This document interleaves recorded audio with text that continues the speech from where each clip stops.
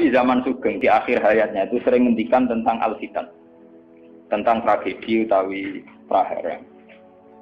Itu banyak riwayat yang bahkan Nabi itu pernah ngendikan saya dan kejayaan Islam itu hanya berumur 36 tahun. Itu sampai menghitung periode 36 tahun. Juga banyak riwayat yang bahkan secara detail saya mencium turba, di mana nanti cucuku terbunuh di situ. Apa kamu gelisah Muhammad? Iya. Kata Jibril, jika kamu mau, saya tunjukkan di tanah mana nanti cucumu akan dibantai. Itu riwayat jauh sebelum Said Husain dibantai di Karbala. Termasuk riwayat-riwayat yang se-ekstrim ini. Jadi ini kan terus mengaji kalau ini bahwa nanti pada akhirnya sing mubun rokok itu rawung dolim tok, termasuk kita-kita sing soleh. Jadi sempat masuk swarga. Wong pontok khaudun Nabi berarti mendekati napa? Swarga. Bahkan bagian riwayat khaudun Nabi itu fi jannah.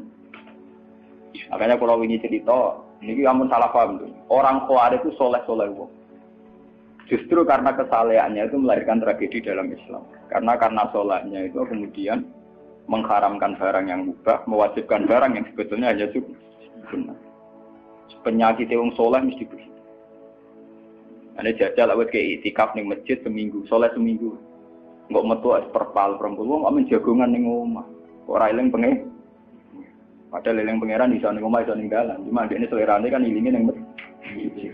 Wong itikaf seminggu kok gegere Kak. Enggak kalah. Engko kowe seneng pengajian ya ngono. Wong ini ora seneng ngaji sing teko kok wong limo. Gelem dijak apik ta ora? Padahal ning omah ngurmat anake ya apik. Paham ya? Ning pasar dagang ngurmat anak putu ya. Apik. Cuma APM kan kiai dari pelepak-plepok ning masjid. Tapi gara-gara pelepak-plepok ning masjid seminggu gegere tengah. Terus menfonis orang lain. Wah ada. Jadi sebentuk kesalehan itu pasti melahirkan tragedi. Itu tadi, kamu iktikaf di masjid seminggu saja. Kamu akan janggal sama orang-orang yang berkeliaran di jalan-jalan. Hanya kamu anggap tidak sebaik kamu. Kapan ingat Tuhan kalau di jalan-jalan terus? Kamu nyai di satu daerah yang ngaji 10, 20. Nanti kamu kecewa. Orang sini gak seneng ngaji, gak seneng kebenaran, gak seneng kebaikan. Padahal orang yang di rumah mungkin ngerawat anaknya juga ibadah. Gitu ya. Rawat keluarganya juga ibadah. Hanya karena dia tidak ngaji sama kamu anggap tidak ibadah. Padahal di rumah juga ibadah sih. Nah ini orang Khawarij dengan background kayak itu paling mudah begitu. Sehingga orang-orang ini nanti ketika sudah sampai ke surga, kemudian ketemu Nabi, kata Nabi mau disampaikan ke Khaudun Nabi. Dia mau sampai ke telaga Nabi. Tapi pas mau sampai ke telaga, terus Nabi diingatkan oleh Allah, mereka tidak layak masuk surga. Innahum qad ahdatsu ba'dak. Mereka bikin bid'ah setelah kamu. Tapi itu umatku ya Allah, saya kenal mereka, mereka kenal saya. Ya, tapi sukon itu harus dijauhkan dari surga. Dan ini kalau cerita, kenapa kesalehan melahirkan tragedi? Ini kalau cerita. Dalam semua sejarah dunia, selalu tragedi itu dimulai dari kesalehan. Ya, mun beda sing terlambat kan, sampai ngaji ya. Semua tragedi dunia itu dimulai dari kesalehan. Paling enggak klaim kesalehan. Ya, paling enggak klaim apa? Kesalehan. Karena semua bentuk kesalehan atas nama agama tentu langsung dikaitkan dengan Allah. Bertautan dengan hukum Allah. Kalau sudah kamu yakin itu hukum Allah, tentu kamu dengan mudah akan menghukumi kafir siapa saja yang menentang. Karena kamu anggap melecehkan hukum Allah. Akhir dari itu tentu kamu akan tahlil dam. Nak ngono wong iku halal darah. Ini rungokno tenan. Karena setiap pelanggaran atas nama agama tentu dianggap melanggar hukum Allah. Jika orang yang mengklaim demikian kan mudah mengkafirkan orang lain karena dianggap wani pengerah. Paham ya? Nah, kalau sudah menvonis orang lain berani Tuhan, tentu darahnya dihalalkan. Kayak kasus kaum Khawarij. Sebetulnya saat Ali Muawiyah itu melakukan konflik atau terjadi konflik, saling bunuh, saling perang, kelompoknya Ali Muawiyah saling serang, itu kan tragedi duniawi biasa. Dalam hidup pasti ada gejolak, ada demonstrasi, ya, ada perebutan kekuasaan. Sebetulnya itu kan fenomena sosial biasa. Misalnya kiai drengki-drengkinan. Masa kiai drengkinan mbek bakul bakso kan gak. Bakul bakso drengki-drengkinane mbek bakul. Orang malah mbek bakul es rukun. Ndak bisa kamu logika panas musuhnya adem, bakul bakso jejer bakul es rukun. Mergo bar mangan bakso tuku. Tapi bakul es padha ademe tukaran. Mergo saingan, iku nunjukno nak saingan sak jenis. Mulane koyo aku rada aman. Mergo sing nyaingi aku kudu alime sekali beraku aman. Paling wong saiki ade aku adir wis lomba. Padha kelas-kelas ringan kan musuhe nggih kelas. Mulane kena ngalim tulisan kaliber. Dadi rapati de musuh. Akhirnya ngalime kaliber terus fasilitas biasa. Wong rapati nyucu, wong rapati hormati, wong ape drengki apaan? Wong kula yo mak turu temangsang ning kos drengkeni apa? Mun kula elmoni ya, dadi wong rapati drengki mun kula elmoni. Dadi ngalime kaliber fasilitas biasa. Wah aman. Lho kok kayak gitu. Aman, itu istihad. Jadi untuk menjaga keamanan. Ngalime ra kaliber nek dadi wong nyucup wong dobar, mesti wong mencep. Alim sepi kok wong dobar wis gegere gak karuan. Niku termasuk strategi ngadepi napa prahara. Artinya sakit di elmoni. Sebenarnya secara ijtihad itu bisa napa? Bisa ten. Lalu kula biasa lama-lama teng nggih kula mriko nggih umbal we anak kula. Enggak, nggih biasa ana mobil direm Gus, monggo bareng kula. Kak, lagi ben bis. Kula betul mobil, nah ono omah muter pirang-pirang. Nah itu memang gitu ya, karena kita trauma dengan sejarah. Ketika Khawarij meyakini Ali melahirkan sulmatan fiddin, melahirkan pencitraan agama. Salmatan fiddin, sulmatan fiddin itu pencitraan agama. Muawiyah juga dituduh demikian, salmatan fiddin. Akhirnya orang Khawarij lewat kelompoknya itu ada sekelompok orang yang ditugasi membunuh Ali, ditugasi membunuh Muawiyah, dan ditugasi membunuh Amr bin As di Mesir.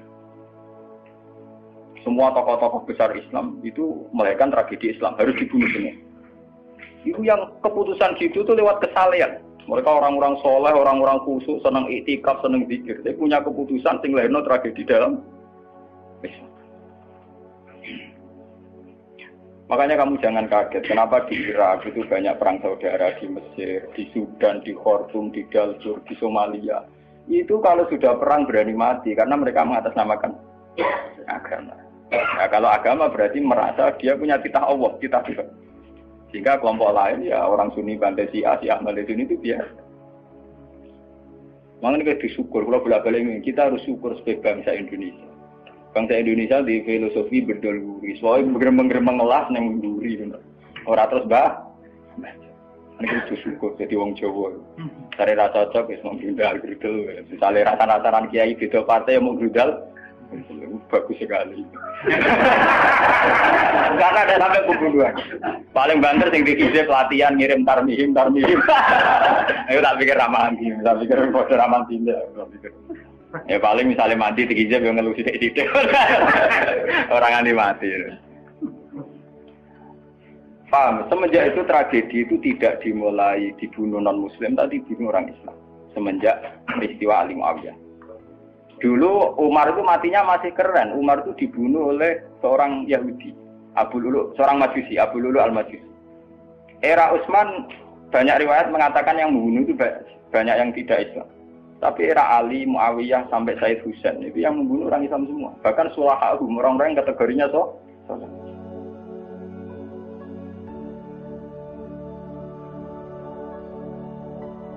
wong soleh macam payah. Baik Madin gue kenal lagu ngukumi wong murtad itu biasa. Karena daftar kemurtatan dalam kitab-kitab salaf itu terlalu banyak. Sama kalau ngaji Sulam Taufik, Sulam Safina itu betapa mudah orang-orang masuk kategori nama murtad. Mohon teng pondok kula rata rego ajaran. Wah ada sing kiai tanglet kula, Gus yo mboten nglebokno ajaran iki pondok jenenge. Lagi bantah aku kok takok. Nak bantah, bantah-bantahan, nak takut tak jawab. Ini umum kalau perhitung dong, itu memang resiko. Resiko ada takfir. Bukan kita yang salah, kita kalau tidak punya khazanah banyak itu resiko. Jadi kalau baca kitab gitu itu harus punya khazanah yang lain yang apa? Banyak. Sehingga tidak mudah mentakfirkan orang atau memurtadkan orang.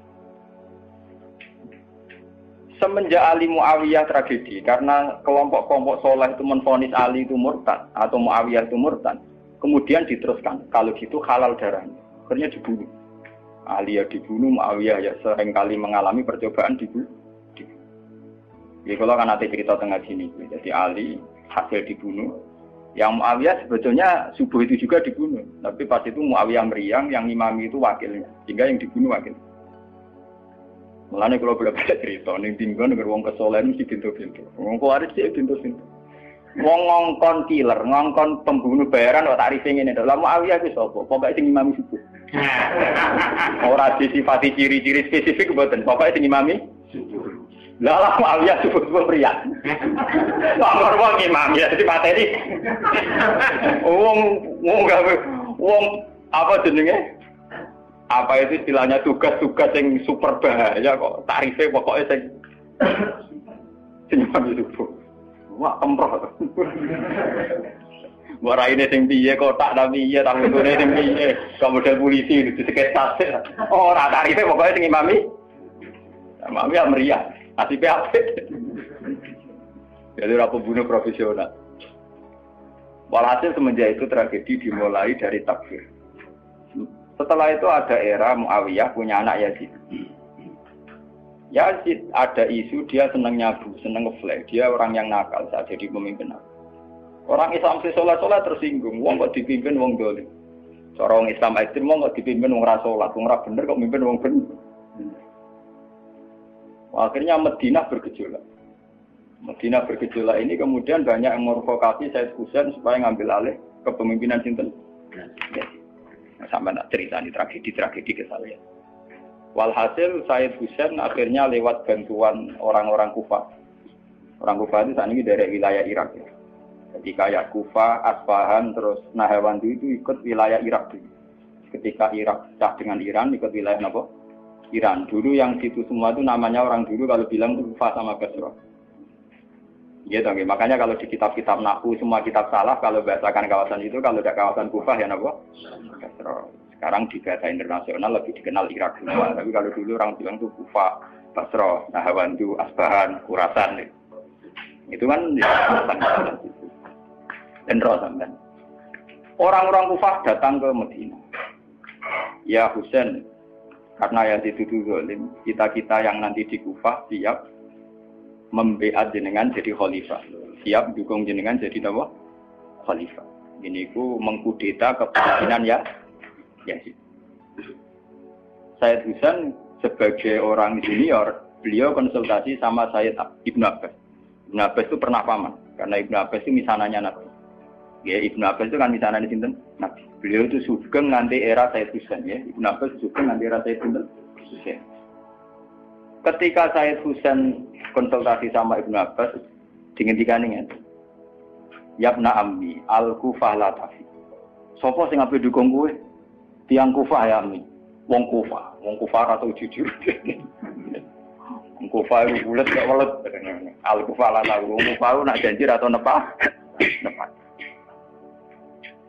Dulu kayak kawasan Kufah, ini sampai kalau cerita sejarah, bin zaman roh.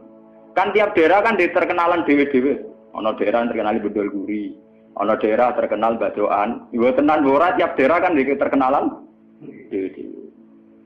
Yang repot terkenal bedol guri, ono terkenal kayak Madura baso. Ono terkenal daerah, oh daerah kono medhit kabeh.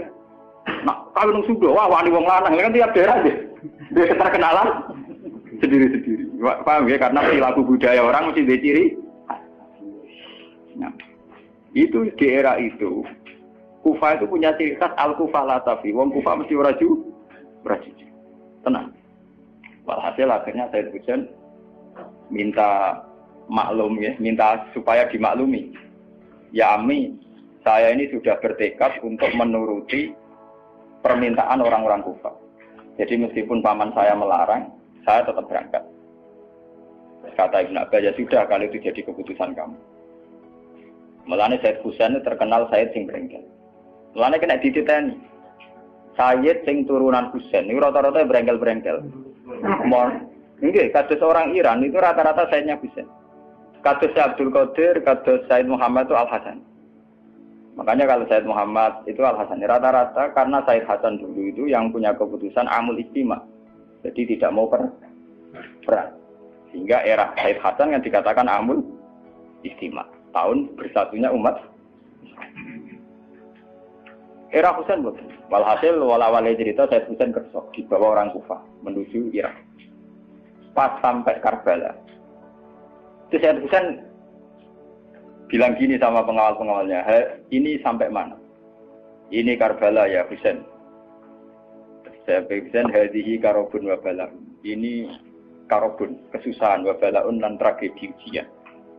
Delalah pasukan yang dikirim Yazid bunuh Sayyid Husain ya pasti mudi Karbala. Dan itu yang diperingati orang Syiah di 10 Muharram yang disebut tragedi Karbala. Makanya bendera-bendera Syiah itu tulisannya ya Husain karena orang Syiah meringati hari meninggalnya Husain itu jadi hari suci betul. Dari besarnya orang Syiah itu hari tragedi Kabudute Sinten Husain, yaitu di Karbala. Nah kemudian versi cerita itu bulat. Kalau versi Sunni, karena sini model Kiai Indonesia, model versi Husnudzon, itu jari ini pengawalnya Muawiyah itu tidak disuruh bunuh, disuruh konsultasi saja. Cuma mereka overacting bunuh. Sehingga dalam keyakinan Sunni bahwa Yazid itu tidak dosa-dosa amat karena tidak nyuruh nama. Tapi nak cara Syiah, nyatanya mata ini kok dikelah-kelah, mata ini ya mata. Wah semenjak itu lahirlah kelompok Syiah besar-besar. Siapa yang berbau Yazid, berbau Umayyah harus dibunuh. Kemudian dendam ini dijilmakan menjadi kelompok besar di dunia. Ini Syiah. Nanti sama. Si Aduh nak muji-muji kaya-kaya agama itu dimulai Husain. Yes. Wes ngono Husain delalah bin Ali. Di Nabi Muhammad idola sentrale Ali. Terus yang dianggap kesatria prajurit napa? Husain. Sehingga agama versi Syiah itu ya 3 itu. Muhammad, Husain, Ali. Karena referensi agama Syiah itu hanya ini. Ali zaman sugengnya Nabi ya terkenal pahlawan perang, terkenal kesatria perang. Husain ya kesatria perang. Jika orang Syiah tidak punya rujukan kecuali sejarah kesatriaan. Ngadepi Musa wani mati. Kata Iran saat ini Ahmad Benedit itu orang Iran perasaannya begitu. Ngadepi Musa mati, wani mati. Itu perasaannya ahli sunnah karena ahli sunnah idola no sahabat sing kuno ya idola. Sing ora jelas ya napa? Idola. Wah, akhirnya sahabat macam-macam. Jalan madu ngidolakno sahabat topo sing nak ana perang mirip. Terus Mustafa ngidolakno topo sing ora jelas penting itikaf. Itu kelebihannya Sunni karena ngakui semua sahabat jika perilakunya variasinya banyak. Lho tenan niku mboten kuyon niku. Karena variasi idolanya napa? Banyak. Jika orang Sunni bentuke beda-beda. Mungkin dah kepedut. Mungkin dah kemana sing ngene. Oh pengamat itu ngamati salat ngono paling pusing. Muka ono sing standar. Salate Muhammadiyah, PKS, Salafi mesti standar. Carane ngono pusing. Dia ini terkenal alim. Allahu Akbar. Ono sing waswas, Allahu Akbar. Allah.